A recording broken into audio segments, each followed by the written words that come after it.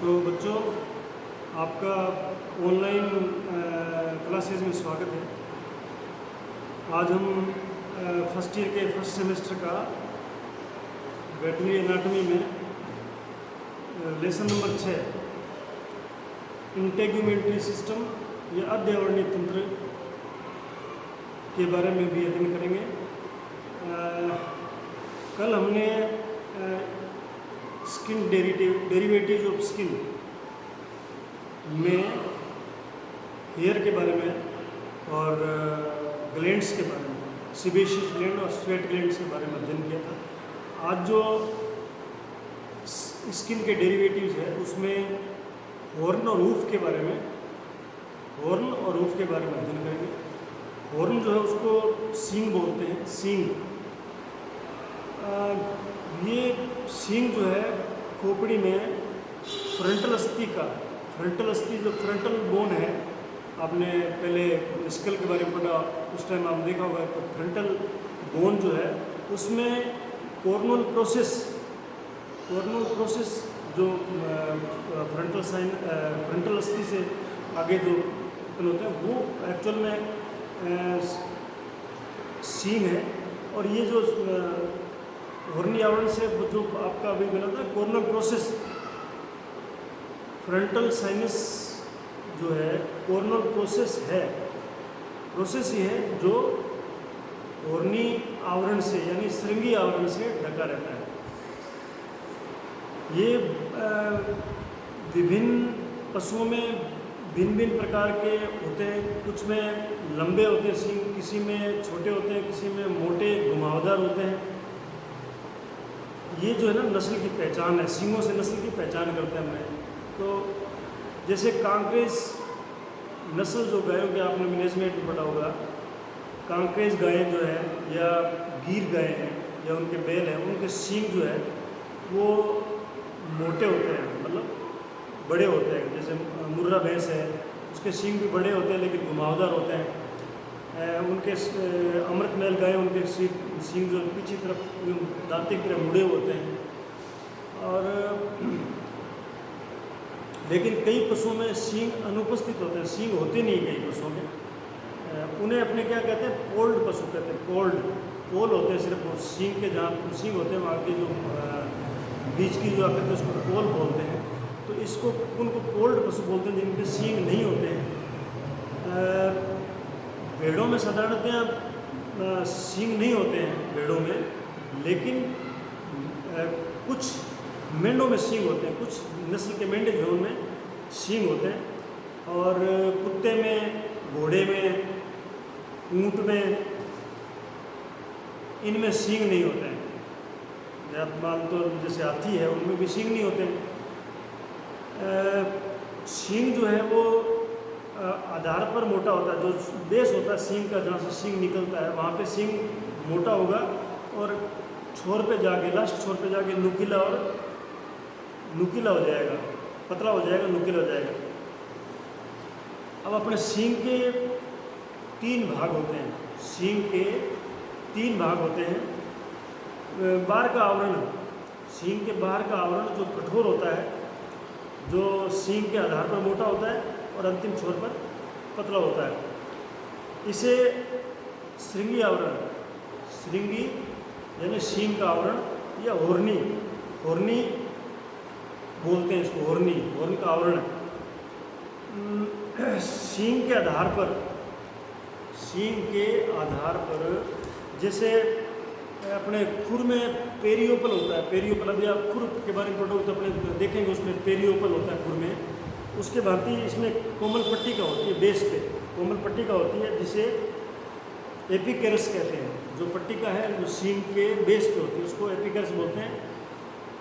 और सींग के जो बीच की भाग जो होता है, परत, यानी सींग के बीच के भाग की जो परत है उसको पेरियोस्टियम बोलते हैं। और इस पेरियोस्टियम और सींग के आवरण के बीच में जो कोमल भाग होता है, उसे संवेदी प्रवर्ध होते हैं। उसमें सेंसेशन प्रोसेस प्रवर्ध यानी प्रोसेस होते हैं। उन्हें कोरियम बोलते हैं उनको, कोरियम बोलते हैं। वो आप अपने डायग्राम में देखोगे तो आपको ये सारी संरचनाएं जो है वो क्लियर हो जाएगी।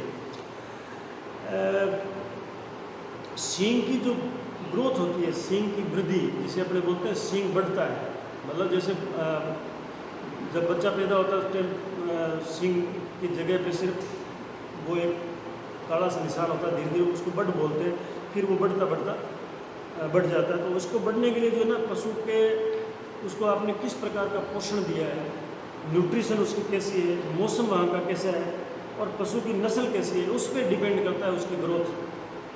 नस्ल, कुछ पशुओं की नस्ल में सींग लंबे होते हैं तो उनकी ग्रोथ जल्दी होती है, कई में सींग छोटे होते हैं उनकी ग्रोथ थोड़ी कम होती है। मौसम अच्छा है तो सींग की ग्रोथ अच्छी होगी, अगर पोषण अच्छा दिया है तो सींग की ग्रोथ अच्छी होगी। सींग के जो बाहर कठोर भाग होता है, सींग के बाहर कठोर भाग जो है उसमें रिंग बनती है, छल्ला बढ़ता है। जैसे पशु की उम्र बढ़ती है वैसे वैसे छल्लों की संख्या बढ़ती जाती है। यानी इसको हम आपने पहले मैनेजमेंट में फर्स्ट ईयर में पढ़ा होगा कि ये हम सींग के द्वारा पशु की उम्र ज्ञात कर सकते हैं। पशु की उम्र सींग को देख के ज्ञात कर सकते हैं। तो 2 साल में, जब पशु 2 साल का होता है तब एक रिंग बनती है उसके सींग पे, बेस के ऊपर, बेस जो होता है वहाँ पर एक रिंग बनती है। फिर हर साल एक रिंग बनती जाती है, एक रिंग हर साल बनती जाती है। तो अपने जब अगर पशु की उम्र ज्ञात करनी हो तो उसमें रिंग की संख्या +2, 2 प्लस रिंग की संख्या, यानी पहले 2 साल में एक रिंग बनेगी, इसलिए 2 प्लस हर साल एक रिंग बनती है, इसलिए 2 + 1, ये इसका फार्मूला है। 2 प्लस रिंग की संख्या, उससे उम्र ज्ञात होती है। मान लो किसी पशु की उम्र जो है उसके रिंग जो है 5 है, पशु के 5 रिंग है, तो उसको अपने उसकी उम्र कैसे ज्ञात करें? 5 रिंग है, 2 + 5, यानी वो पशु जो है वो 7 साल का हो गया, वो पशु 7 साल का हो गया। तो 1 साल में, क्योंकि ये रिंग से जो उम्र है ये ज़्यादा से ज़्यादा 10-11 साल तक आप ज्ञात कर सकते हो। ठीक है, इसके बाद फिर रिंग बननी बंद हो जाती है। अब आप देखो कि इसका सींग जो है उसको सप्लाई रक्त की कहाँ से मिलती है? इसके अंदर जो सींग के जो हॉर्नी सतह के बीच में जो पेरियोस्टियम है या कोरियम है, उनको न्यूट्रिशन कहाँ से मिलती है? तो न्यूट्रिशन के लिए जो है कॉर्नुअल धमनी, कॉर्नुअल आर्टरी, जब अपने सर्जरी में आपको पढ़ाया था कि सींग को जब डीहॉर्निंग करते हैं फ्लैप मेथड से, सींग काटते हैं फ्लैप मेथड से, तो कॉर्नुअल धमनी को अपने लाइगेट कर देते हैं। कॉर्नुअल धमनी को, आर्टरी को लाइगेट करते हैं, ताकि क्या, जब सींग को काटते हैं तो ब्लीडिंग नहीं होती है। तो ये कॉर्नुअल धमनी और बाह्य कैरोटिड धमनी, ये 2 धमनियाँ जो इनको ब्लड सप्लाई करती है। स्नायु तंत्र जो इसको सेंसेशन देते हैं, सींग को सेंसेशन देता है, सेंसेशन के लिए जो है कॉर्नुअल इसके बराबर चलती है, जो कॉर्नुअल धमनी है उसके बराबर चलती है कॉर्नुअल नर्व, जो कि ऑप्थेल्मिक नर्व की 5वीं क्रेनियल शाखा है, 5वीं क्रेनियल शाखा है। फिर अपने ये तो हो गया सींग के बारे में। फिर सेकंड आता है खुर। खुर भी आपने पशुओं के जो पैर जहाँ ख़त्म होता है वहाँ पे पशुओं के खुर होते हैं। ये खुर आपने पशुओं में देखे होंगे, आप सभी जो है किसान फैमिली से आते हो, तो ये पशु के पैर का खुर जो है, हूफ जिसे बोलते हैं, ये पशु के पैर का अंतिम भाग है, और इसको पशु की तीसरी डिजिट भी बोलते हैं, 3rd डिजिट। इसके ऊपर जो श्रृंगी आवरण होता है, ओरनी आवरण जो बोलते हैं, ओरनी कवरिंग बोलते हैं, वो स्किन की एपिडर्मिस का ही रूपांतरण है। एपिडर्मिस ऊपर वाली परत जो है उसका ही रूपांतरण है।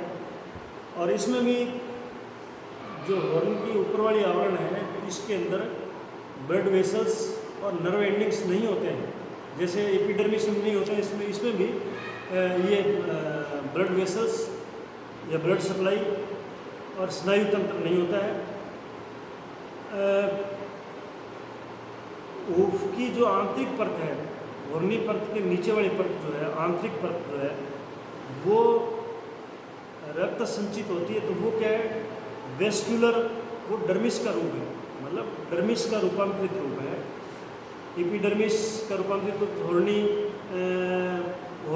परत जो होगी ऊपर वाली, और जो आंतरिक परत है जिसमें रक्त सप्लाई होती है वो डर्मिस ही होती है, पशु की स्किन की डर्मिस ही होती है। ये ऊप को भोजन उपलब्ध करवाती है, ये ऊप को भोजन उपलब्ध करवाती है ब्लड के थ्रू। और इस आंतरिक परत को, जो हॉर्नी परत के नीचे परत होती है आंतरिक परत, उसको कोरियम कहते हैं, उसको कोरियम कहते हैं। कोरियम उसके 3 प्रकार का होता है। कोरियम जो हॉर्न के नीचे वाली सतह है वो कोरियम 3 प्रकार का होता है। एक तो कोरोनरी ग्रूव में होता है कोरोनरी कोरियम, जो कोरोनरी ग्रूव में होता है कोरोनरी कोरियम बोलते हैं उसको। फिर उसके बाद होता है लेमिनर कोरियम। लेमिनर कोरियम जो है वो लेमिनी पर होता है। सोलर कोरियम जो खुर के सोल पर होता है, सोल होता है ना खुर का, उसके ऊपर होता है, वो सोलर कोरियम है। और पेरियोपल कोरियम जो पेरियोपल ग्रूव में होता है। पेरियोपल ग्रूव, ये आप ग्रूव जो है, ये जब आप खुर का डायग्राम देखोगे तो आपको ये क्लियर हो जाएगा। गाय में खुर जो है 2 प्रकार के होते हैं। आपने गाय के खुर देखे होंगे, गाय में खुर 2 प्रकार के होते हैं। एक तो मुख्य खुर होता है जो 3rd फेलिंग डिजिट है, नीचे ज़मीन पे जो टिकता है वो खुर होता है, वो एक्चुअल खुर है, यानी वास्तविक खुर है वो। ये गाय में 2 होते हैं, खुर गाय में 2 होते हैं। एक गाय के एक पैर में 2 खुर होते हैं। और सहायक डिजिट, ये 2 सहायक डिजिट जो है, जिन्हें मतलब क्या है कि विजन खुरी बोलते हैं, यानी ड्यूपला विजन खुरी, खुर के पीछे वाले हिस्से पे 2 सींग टाइप, छोटे छोटे सींग टाइप आकृति निकली होती है ऊपर जोड़ पे, उन्हें मतलब क्या है ड्यूपला बोलते हैं। ये खुर के यानी पैर के पीछे वाले सिरे में, खुर के ऊपर। अब अपने खुर के भाग देखते हैं। खुर के मुख्य रूप से जो है 3 भाग होते हैं खुर के, एक पेरियोपल और उसकी दीवार और सोल। ये जो पेरियोपल है ये मुलायम चपटा हल्का सा खुर के ऊपरी भाग पर पट्टी के रूप होता है। खुर जहाँ ऊपर ख़त्म होता है, नीचे से लेके ऊपर आपको देखते हो खुर जहाँ ख़त्म होता है, वहाँ पे ये मुलायम चपटा हल्का खुर के ऊपर पट्टी के रूप में होता है, जो कोरोनरी बैंड अथवा कोरोनेट को घेरे होता है। कोरोनरी बैंड देखा होगा आपने, खुर और सेकंड डिजिट के बीच में जो एयर होते हैं वो कोरोनरी बैंड है। ये लगभग 1 सेंटीमीटर मोटा होता है, इसकी लंबाई 1 सेंटीमीटर ही मोटा है। फिर है दीवार। ये मतलब क्या है, दीवार जो है ये खुर का बाह्य बड़ा मृत कोशिकाओं से निर्मित कॉर्निफाइड एपिडर्मिस द्वारा निर्मित होता है। मतलब जो सेल मर जाती है उनके द्वारा निर्मित होता है कॉर्निफाइड एपिडर्मिस द्वारा। इसकी भी 2 सतह होती है, जो वाल है उसकी 2 सतह होती है, एक बाहरी सतह और एक आंतरिक सतह, अंदर की सतह। तो जो बाहर की सतह होती है वो उत्तल होती है, यानी उत्तल का मतलब उभरा हुआ। उत्तल और अवतल 2 होते हैं। उभरा मतलब उत्तल, जो बाहरी सतह वो उत्तल होती है, जिसे एबेक्शियल सतह बोलते हैं। जो बाहर की साइड होती है उसको एबेक्शियल बोलते हैं, तो उसको एबेक्शियल सतह भी कहते हैं। अंदर की सतह गाय में अवतल होती है, यानी कॉनकेव होती है, वो कॉन्वेक्स है और ये कॉनकेव है, जिसे एक्शियल सरफेस भी कहते हैं। अब ये दोनों सतह जहाँ आपस में मिलती है आगे, ये दोनों सतह आगे जहाँ मिलती है, उत्तल और अवतल सतह, उसको टो बोलते हैं। सींग के बिल्कुल आगे का हिस्सा लुकीला जो है वो टो होता है, उसको टो बोलते हैं। तथा पीछे यही दोनों सतह खुर के बल्ब से जुड़ी होती है। खुर का जो बल्ब होता है उससे जुड़ी होती है। एक होता है सोल, तीसरा पार्ट है उसका सोल। इस सतह पर जब पशु खड़ा होता है, जो नीचे की सतह होती है, फर्श जमीन को छूती है जो सतह खुर की जो नीचे की सतह है, जो ज़मीन को छूती है जब पशु खड़ा होता है तो उसको सोल बोलते हैं।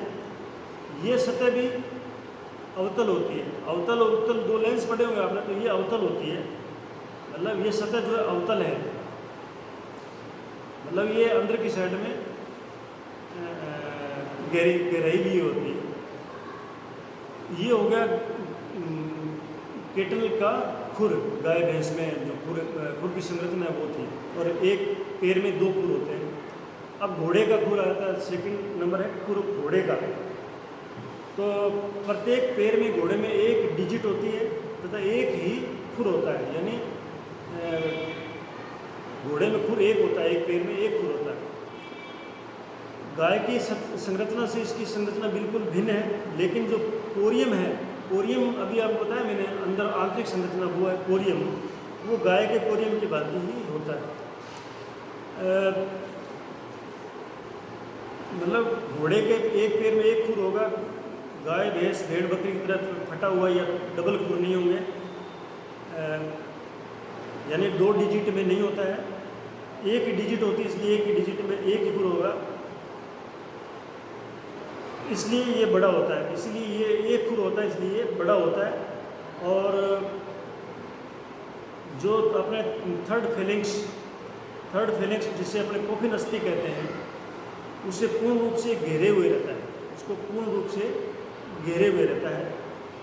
अब घोड़े के खुर के क्या भाग होंगे, एक तो उसकी दीवार होगी खुर की, और एक उसका बार होगा, यानी दीवार, बार और सोल, दीवार, वाल, बार, सोल और सफ़ेद रेखा और फ्रोग, एक फ्रोग, यानी ये 5 चीज़ें जो है वो घोड़े के खुर में पाई जाएगी। तो पहले पढ़ते हैं अपने दीवार के बारे में। तो इसका विकास घोड़े के कोरोनरी बैंड से होता है, यानी जो कोरोनरी बैंड है उससे इस दीवार का विकास होता है, डेवलपमेंट होता है, ओरिजिन होता है।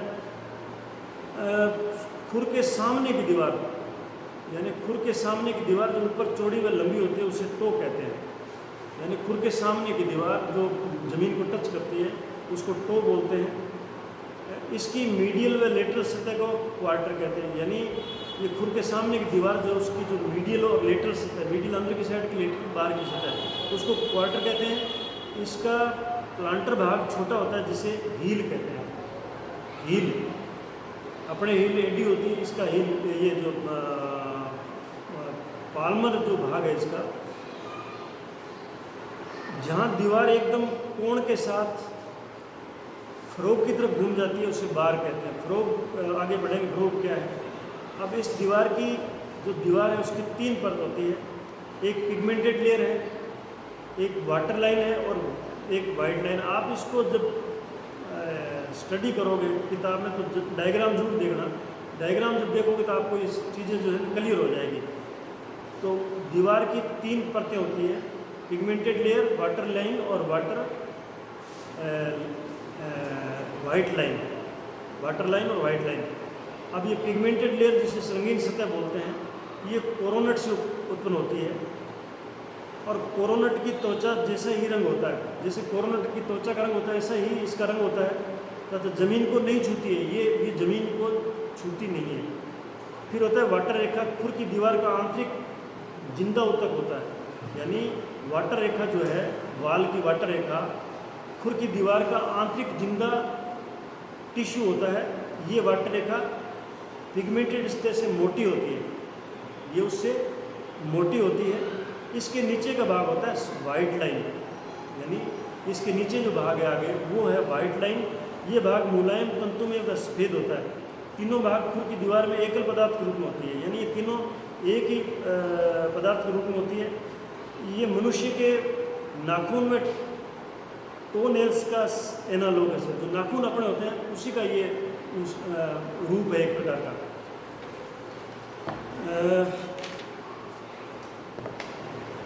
अब जब अपने घोड़े में खुरताड़ लगाते हैं, खुरनाल बोलते हैं, जैसे खुरनाल नाल लगाते हैं घोड़े के पैरों नीचे जो पित्तल की, जिससे क्या घोड़े के पैर घिसते नहीं हैं, नाल जिसे खुरताल भी बोलते हैं। तो वो जो है हमेशा उस खुरनाल की कील है ना, जो खुरनाल जब लगाओगे नहीं तो उसमें जो कील लगाते हैं वो हमेशा पिगमेंटेड लेयर वाइट लाइन में लगाते हैं, यानी पिगमेंटेड लेयर उसके बाद में आती है वाइट लाइन, उन दोनों में लगाते हैं। वाइट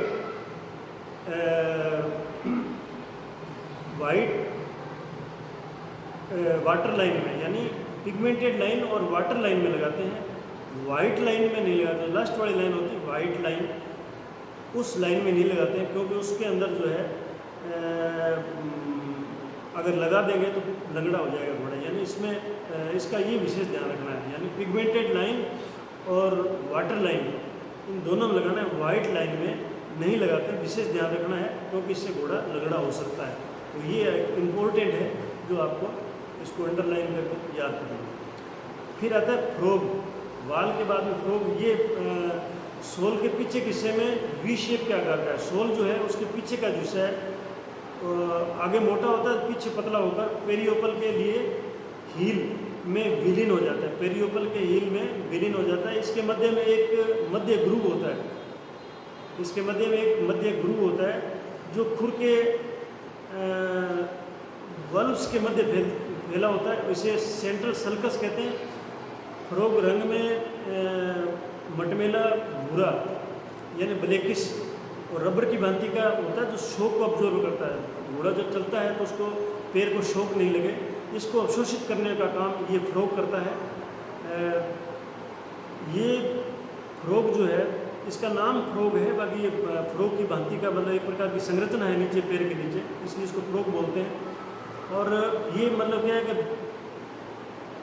हृदय की तरफ ब्लड को वापस भेजने का काम करता है, पैरों से हृदय की तरफ वापस भेजने का पंप का काम करता है। जैसे मनुष्य की अंगुलियों में टिप होता है ना, टिप, ये अपने टिप है अंगुलियों में, ऐसे ही इसका फ्रोग है। जब आप वापस कॉलेज लगेगा आपका, तब आपको ऊफ दिखाएंगे, घोड़े का ऊफ दिखाएंगे जिंदा घोड़े में, तब आपको ये सारी संरचनाएं बता देंगे। तब तक आप अपनी किताब में डायग्राम देंगे, इसको याद करना। फिर आता है सोल। सोल जो है ये सफ़ेद पीले रंग का, कभी कभी मटमैले रंग का खुर का ज़मीन पर टिकने वाला भाग है। सोल यानी वो भाग जो ज़मीन पर टिकता है, खुर का वो भाग जो ज़मीन पर टिकने वाला भाग होता है। ये खुर के चारों तरफ की दीवार का मध्य भाग है, जिसमें फ्रोग और बार दोनों सम्मिलित होते हैं। इसका गहराई वाला भाग मोम जैसा तथा जिंदा भाग होता है। गहराई वाला भाग जो है वो मोम जैसा होता है और वो लाइव होता है, यानी जो ऊपर वाली सोल है वो डेड होते हैं। फिर होता है बार्स। ये बार जो है फ्रोग के दोनों तरफ दीवार का एकदम घुमा हुआ तथा उभरा हुआ सोल का भाग बार कहलाता है। यानी फ्रोग के दोनों तरफ दीवार का एकदम घुमा हुआ तथा उभरा हुआ सोल का भाग, ये सोल का भाग है जिसे बार कहते हैं। एक खुर की दीवार व कोफिन बोन समांतर बहुत अधिक रक्त संचारित कोरियम तथा डर्मो एपिडर्मल सतह होती है, जिसे लेमिनी कहते हैं। एक खुर की दीवार व थर्ड बेलिंग समांतर बहुत अधिक रक्त संचरित कोरियम तथा डर्मो एपिडर्मिस सतह होती है, जिसे लेमिनी कहते हैं। अब ये लेमिनी की परिभाषा है। ये अब घोड़े में खुर के बारे में देखा, फिर कुत्ता है। कुत्ते में खुर की जगह पंजा होता है, यानी कुत्ते के अंदर खुर की जगह पंजा होता है, और जो पंजा है वो अपने हाथ की उंगली की समान है तथा हर पंजा तीसरे डिजिट को नाखून के रूप में घेरे रहता है। हर पंजा तीसरी डिजिट को नाखून के रूप में घेरा रहता है, यानी तीसरी डिजिट को नाखून के रूप में घेरे रहता है। नाखून अपने नाखून है, वैसे इनके अंदर नाखून होता है। और पंजे जो है वो नीचे की तरफ मुड़े हुए होते हैं। कुत्ते में पंजे नीचे की तरफ मुड़े हुए होंगे। इसके पंजे में, कुत्ते के पंजे में एक बॉडी काय जिसे बोलते हैं बॉडी, और एक सोल होता है। एक बॉडी और एक सोल, ये दो चीज़ें हैं। सोल ऊपर वाला है, बॉडी अंदर वाली है। सूअर के अंदर ये कुत्ते में होगा। फिर सूअर के अंदर क्या होगा? सूअर में गाय के खुर जैसे मिलता जुलता होता है खुर, जो इसका खुर है। और इसके जो सहायक खुर है, यानी विजन खुर, ड्यूकला, जो खुर के आगे वाले पैर में, पीछे वाले पैर में, खुर के ऊपर पीछे की साइड में दो हॉर्नी स्ट्रक्चर जो है वो इसमें ज़्यादा विकसित होते हैं सूअर में। अब जो इसमें फोर्थ डिजिट जो होती है, फोर्थ डिजिट सूअर में फोर्थ डिजिट जो है वो थर्ड डिजिट से बड़ी होती है। ये याद करने वाली चीज़ है कि सूअर में फोर्थ डिजिट थर्ड डिजिट से बड़ी होती है। और खुर का जो बल्ब का आकार है, बल्ब अभी बल्ब पढ़ाया था आपको, वो आकार इसमें बड़ा होता है। मुर्गे में खुर की जगह पंजा होता है और एक नर मुर्गे में पंजे के ऊपर होक के नीचे, होक जॉइंट के नीचे एक उभार सा पाया जाता है जिसे स्पर कहते हैं। ये आपको जब आप क्लासेस में आओगे तब आपको बताएंगे स्पर क्या होता है। अधिकांश मुर्गों को नस्लों में 4 टो होते हैं, 4 टो होते हैं जिसमें 3 आगे की तरफ और एक पीछे की तरफ होता है। ये 4 टो बोलते हैं जिनमें एक पैर में 4 टो होते हैं। अब अपने ये सभी पशुओं के खुरों के बारे में हो गया। अब एक आपको पढ़ाया था पहले विजन खुरी यानी ड्यूकला गाय में, भेड़ों में, सूअर में, और इनमें ड्यूकला पढ़ाया था। ड्यूकला क्या है? ये विजन खुरी, इसको विजन खुरी बोलते हैं। गाय, सूअर, भेड़ के ड्यूकला में ये भी एपिडर्मिस का रूपांतरित रूप है और अवशेषी डिजिट, इनकी संरचना ऊप की संरचना के समान ही होती है। विजन खुरी के ऊपर पीछे की सतह पर विजन खुरी फेटलॉक जॉइंट के ऊपर के हिस्से में, फेटलॉक जॉइंट जो है उसके ऊपर के पीछे की सतह पर, यानी उसके ऊपर पीछे की सतह पर ये अवस्थित होते हैं। हर पैर में दो ड्यूकला होते हैं। गाय, भेड़, बकरी में 2 ड्यूकला होंगे हर पैर में, होक जॉइंट के ऊपर पीछे की साइड में। इसे विजन खुरी बोलते हैं।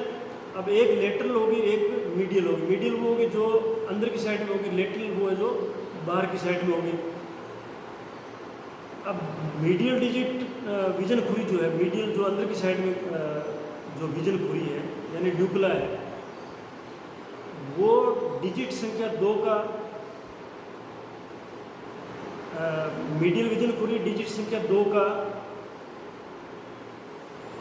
अवशेष मानी जाती है और लेटरल विजन खुरी जो है वो डिजिट संख्या 5 का अवशेष मानी जाती है। अब कुत्ते में लेटरल विजन खुरी जो डिजिट संख्या 1 होती है, ये आपको याद करने पड़ेंगे कि कौन सी डिजिट का रूपांतरित रूप है। गाय जब खड़ी होती है तो ये ड्यूकला जो है ज़मीन पे नहीं टिकते हैं, ये ज़मीन से ऊपर रहते हैं। इन पर किसी प्रकार का शारीरिक भार नहीं आता है। इनमें फेलेक्स नहीं होते हैं, मतलब जैसे डिजिट में फेलेक्स होते हैं वैसे इसमें विजन खुरी में फेलेक्स नहीं होते हैं। जबकि सूअर की विजन खुरी में प्रत्येक में 3 फेलेक्स होते हैं। ये याद करने वाली बात है। गायों में, भैंसों में, बकरियों में, भेड़ों में विजन खुरी में फेलेक्स नहीं होते हैं, लेकिन सूअर में प्रत्येक विजन खुरी में 3 फेलेक्स होते हैं तथा कोमल फर्श पे जब सूअर खड़ा रहता है तो ये फेलेक्स जमीन को छूते हैं, यानी ये विजन खुरी जमीन को टच करती है, छूती है। अब इसके अलावा कुछ संरचनाएं हैं खुर के अलावा जो घोड़े में पाई जाती है। चेस्टनट, एक चेस्टनट है, ये क्या हॉर्न की भांति की संरचना है और कॉर्निफाइड एपिथेलियम की एक आकृति है इसकी। इसमें कॉर्निफाइड एपिथेलियम होता है और ये हॉर्न की भांति आकृति है। अब ये जो फ्रंट पहला यानी फ्रंट चेस्टनट जो है टोरस कार्पेलिस अगले प्रत्येक पैर के कार्पस के ऊपर मिडिल साइड में स्थित होता है। यानी कार्पस जो है हड्डी, उसके मिडिल साइड में एक ये ग्रोथ है।